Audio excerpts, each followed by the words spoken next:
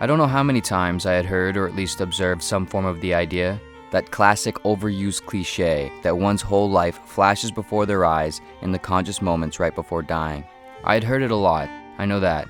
I had even heard it used in plenty of non-death related instances when people just wanted to add a little grandiose to a situation or story. I myself had probably even used it in a story or two.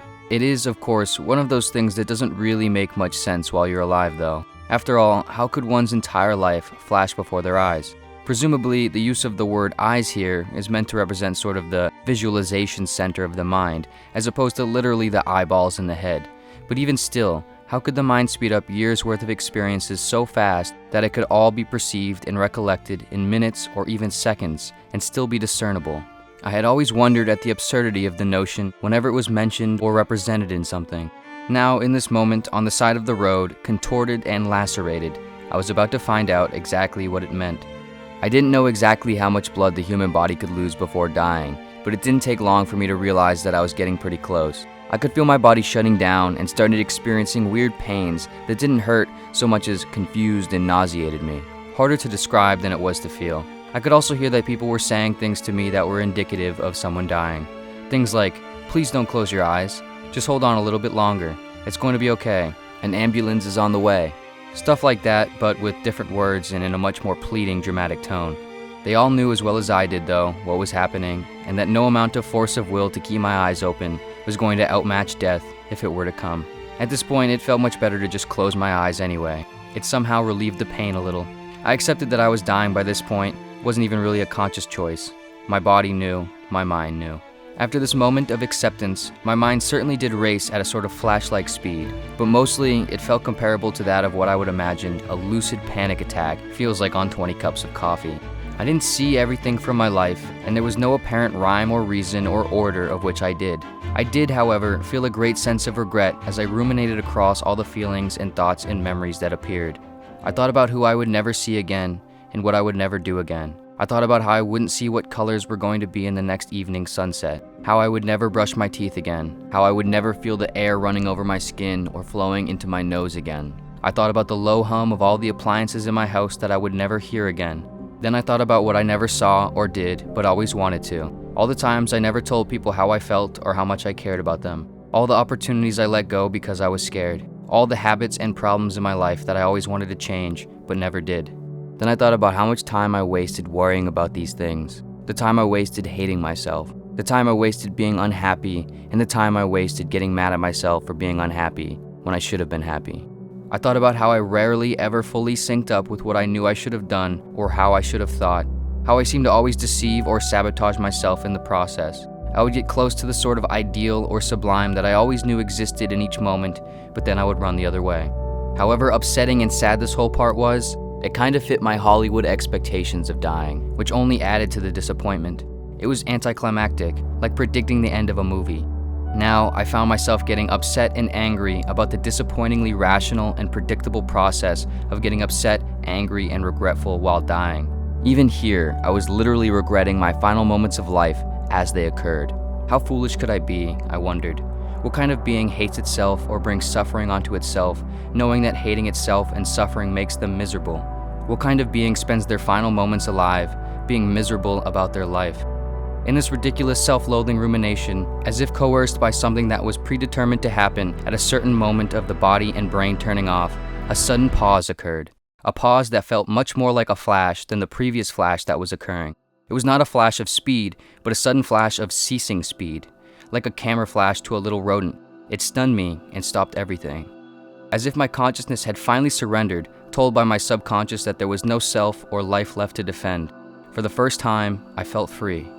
Not free in the sense that I was able to do whatever I wanted, quite the opposite. Free in the sense that in only a few moments, I literally would not be able to do anything I wanted. In this, I suddenly became so majorly indifferent to everything that everything became clear.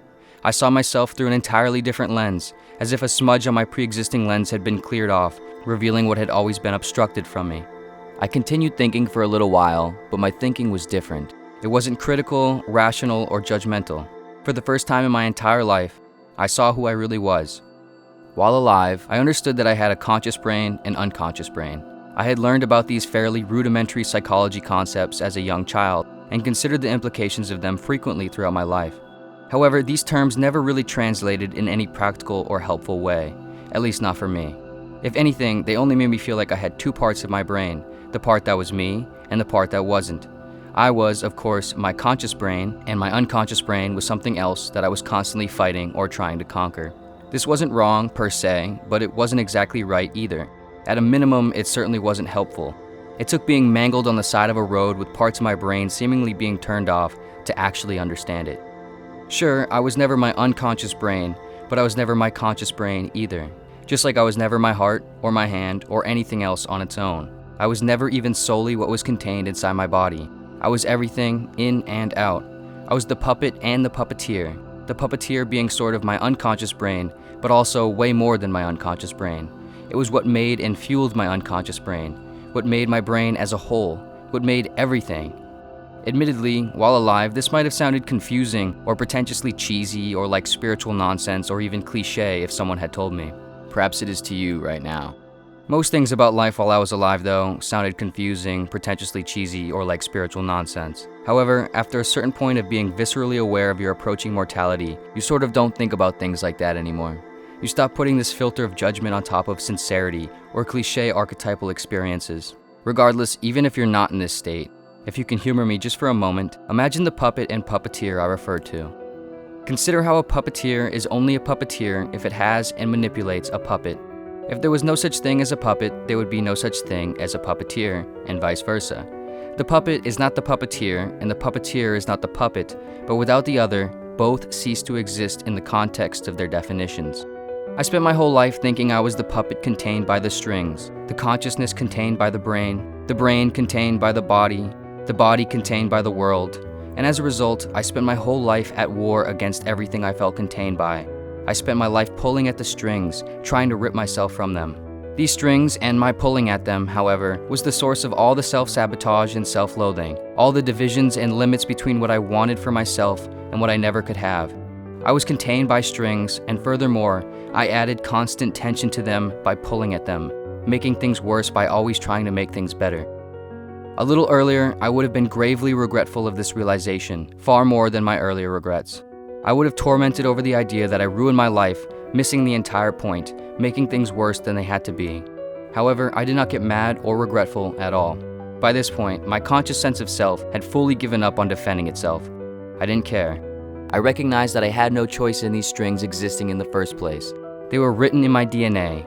They were written in the DNA of my DNA. And furthermore, I had no choice in pulling at them either.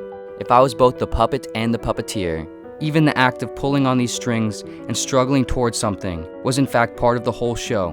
My being came with strings, and my being came with the desire to pull at the strings. So what was I to do other than to live with strings and pull at them?